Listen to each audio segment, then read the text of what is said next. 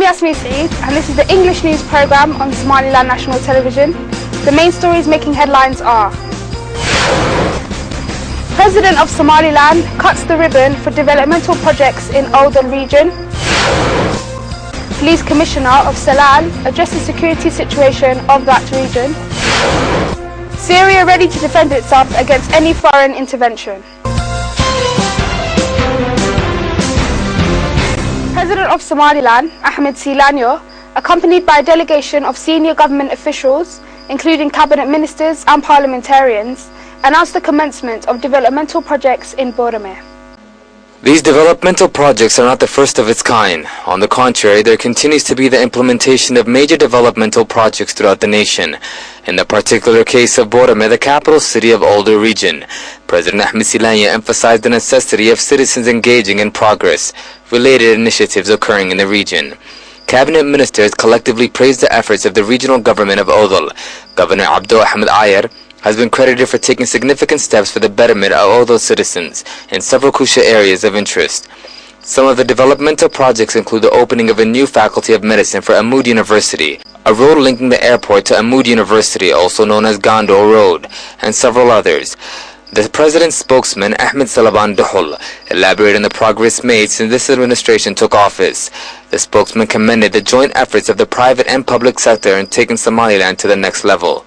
The developmental projects are expected to assist and improve the lives of tens of thousands of citizens, and is yet again another testament of Somaliland's step forward.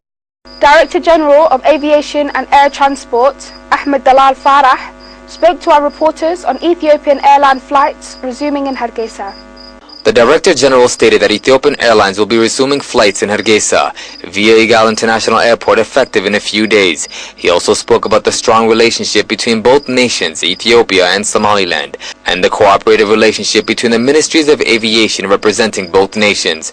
Igal International Airport was recently reopened with delegations from many nations in attendance, including top officials representing Ethiopian Airlines. The Ethiopian Airlines flights are expected to take place 7 days a week. Director General Ahmed Dalal Farah, commended for his instrumental role in implementing developmental projects at Somaliland's Ministry of Aviation and Air Transport, stated that other airports of the nation are also of the utmost importance and will soon be undergoing significant improvements. The Police Commissioner of Salal region, Lieutenant Colonel Mohammed Farah Noor, addressed the security situation of that region. Stability and maintaining the ongoing peace in the nation has and continues to be a main priority for citizens. Somaliland boasts itself as a post-conflict nation, liberated and still a country of peace and stability since gaining its independence. Police Commissioner of Salal region, Lieutenant Colonel Mohammed Farah Noor, stated the region is peaceful, and the police have been working diligently in resolving any matters pertaining to national security interests. He continued to add that there have been significant programs aimed at further enhancing the skills of those in uniform, and these programs have resulted in relevant progress in the security of Salal region.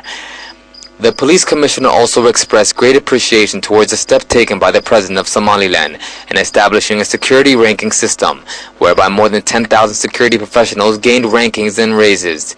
He also pointed out a recent skirmish between two clans, and that the issue was resolved. You're still tuned into the English news programme on Somaliland National Television, the only Somali-speaking channel with an English news programme. And now for our international news in detail.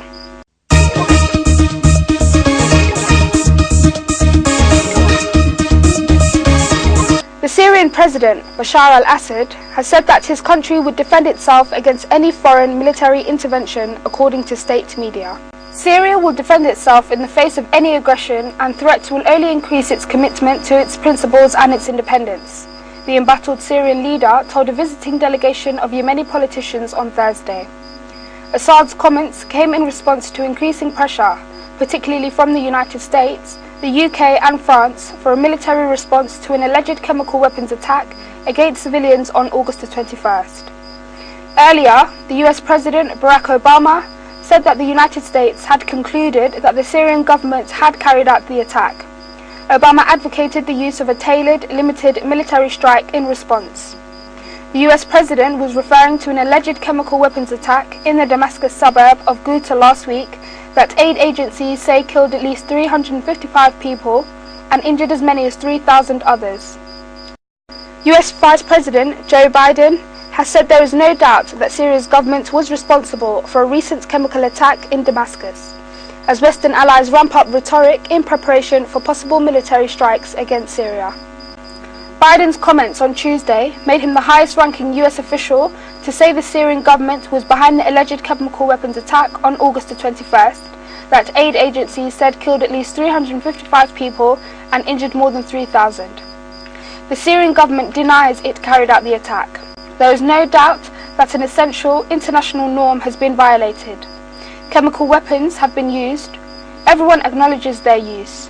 No one doubts that innocent men, women and children have been the victims of chemical weapons attacks in Syria. And there is no doubt who is responsible for this heinous use of chemical weapons in Syria.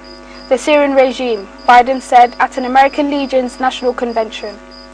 Biden said the Syrian government was the only actor in a 2-year civil war that possessed and could deliver chemical weapons, adding that President Bashar al-Assad has blocked UN investigators from the site and has been bombing it for days.